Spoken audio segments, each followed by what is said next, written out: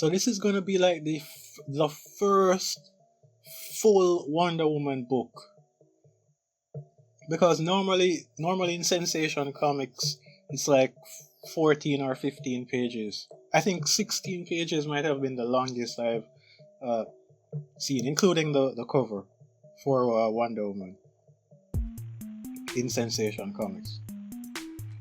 Okay, so Aphrodite's beauty, Athena wisdom, Hercules strength, Mercury speed. But for everyone that was reading Sensation Comics and the first appearance of Wonder Woman in All Star Comics, you already saw what happened between Steve Trevor crash landing on Paradise Island and Wonder Woman bringing him to the hospital. So right here they just skipped that entire section, but because it's still important to show Wonder Woman bringing in Steve Trevor, that makes sense. That's good. Weeks later, to the utter astonishment of everybody, a beautiful girl appears from nowhere with Captain Trevor in her arms. Why would she be? Why would Wonder Woman be carrying this scroll with her though? Or maybe it is to help her know how to get back, but I don't know. Let's go on. Doctor, that was the history of the unconquerable Amazons. It's saying that in ancient times, the planet was ruled by Ares and Aphrodite. Ares is the god of war. Yeah. The captive queen prayed to Aphrodite for help. Oh, divine goddess of forgive my sin, give us strength to break our chains and recover the magic girdle.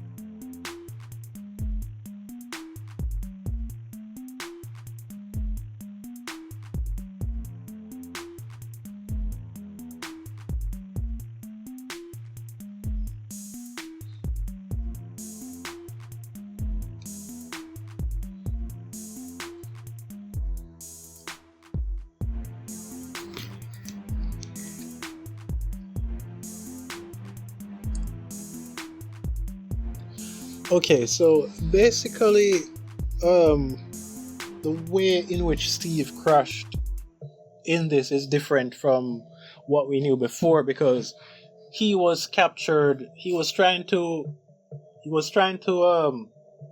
apprehend enemy spies, enemy spy masterminds or whatever. They knocked him out, put him in a robot plane, and he as he regained consciousness, he tracked down the pilot of the enemy plane, and then his plane ran out of gas, and that's how he crashed. But here he was tracking down a spy, and the spy shot him down, and that's how he crashed. Rather than just one single story, there are 4 different stories. So the first part is actually just giving us a broader tale of the origin of the Amazons and how Wonder Woman came to be Wonder Woman. They're a race of superwomen, and the magic girl given to their strongest warrior, Hippolyta, was what caused them to be unconquerable. I won't get too much into this because some of it we kind of already knew from before. I don't really want to rehash everything, even though it's the same story that we've heard before. It's just some slight tweaks here and there. Don't really want to dive too deeply into that. One other thing that I will mention in the origins aspect is that Hercules, he was beaten, he seduced Hippolyta, and then she trusted him to give him the girdle, and then that's when he betrayed her, etc., etc.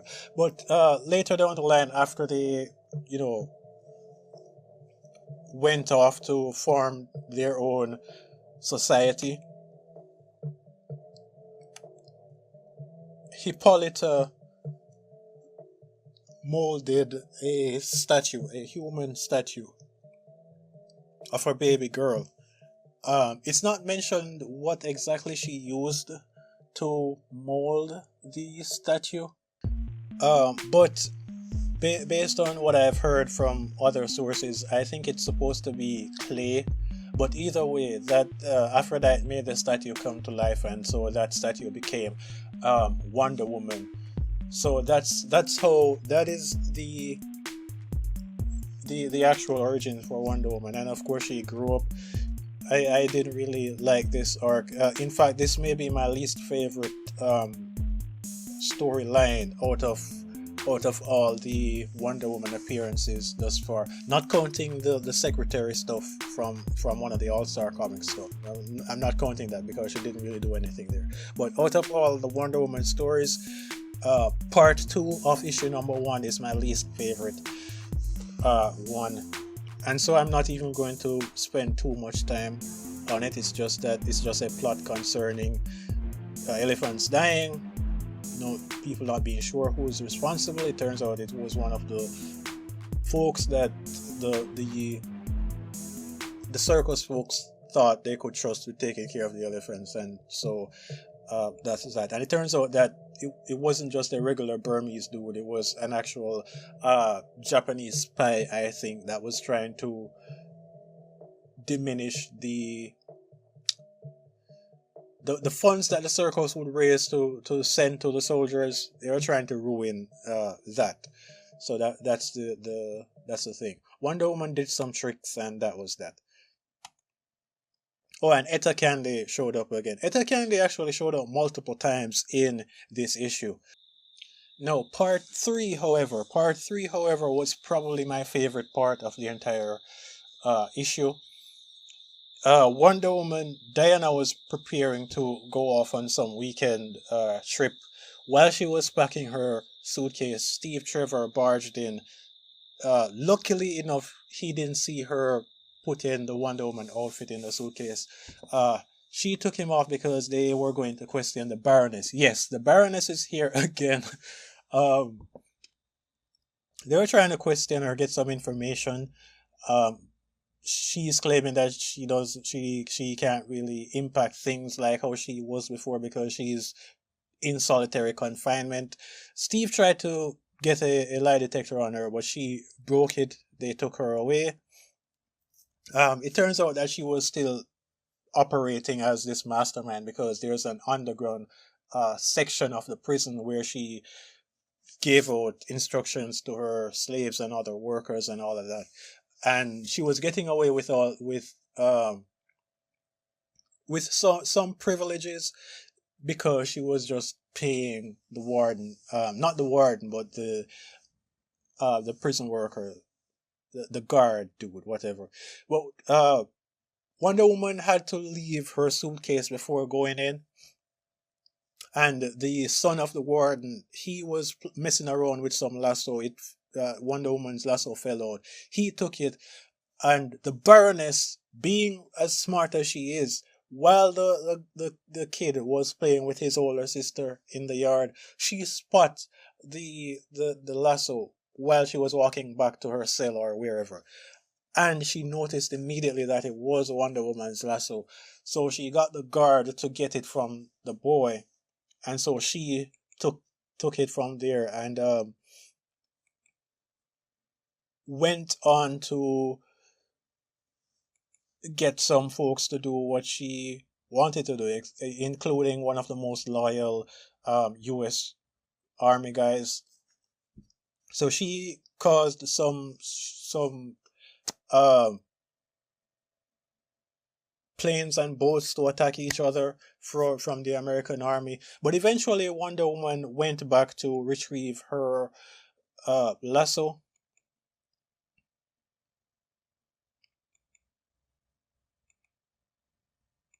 But not before the Baroness actually was able to use it on Wonder Woman for a moment. But the boy that Wonder Woman had an interaction with earlier, she gave him some lessons on how to properly lasso things. So he helped Lasso the Baroness, and then Wonder Woman broke free.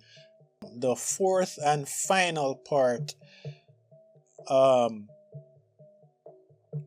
was involving Etta Candy's brother. Her brother rode into a trap. He was on a motorcycle. He rode into a trap. A rope was strung across the road. He fell and hit his head. But the aim of the spies, they were trying to figure out what information his Etta Candy's brother meant, what information he had in his head. So Etta, she contacted Wonder Woman with the mental TV thing. But Wonder Woman was trying to say that, hey, she can't really help her out in this instant. And then what probably the most confusing part of this entire issue for me was when Etta Candy showed up at Diana's office directly and said that she was going to take Diana with her wherever. I don't get this particular interaction because I'm trying to remember if Etta and Diana, I think they met slightly, but I don't recall them being friendly at all. And I don't recall Etta knowing that Diana is Wonder Woman. In fact, it's actually confirmed in this issue that Etta still doesn't know Diana is Wonder Woman. So I don't get why she would want to hang out with Diana out of nowhere. It seems like they formed some sort of friendship off screen. Eventually they met up with Mint. They found this girl in a well. She told them some story that was a lie, honestly. She was this beautiful Spanish female character. In fact, if I'm being honest, I think that this may be the most beautiful female character design I've seen in the entire run of Wonder Woman. But her name is Pepita. She was trying to trick Mint in a way, not kind of against her will, because the Japanese spies, they had her father and they were trying to get her to get Mint to give up the information. Mint basically forgave her. Wonder Woman was happy for them, saying that, hey, she's just happy that they fell in love with each other. But that's that. Wonder Woman saved the day. Overall, I think that this is a decent start. Would I consider this issue number 1 an overall classic? Maybe not, but I think it's a solid start overall. Anyway, that is it. Peace out.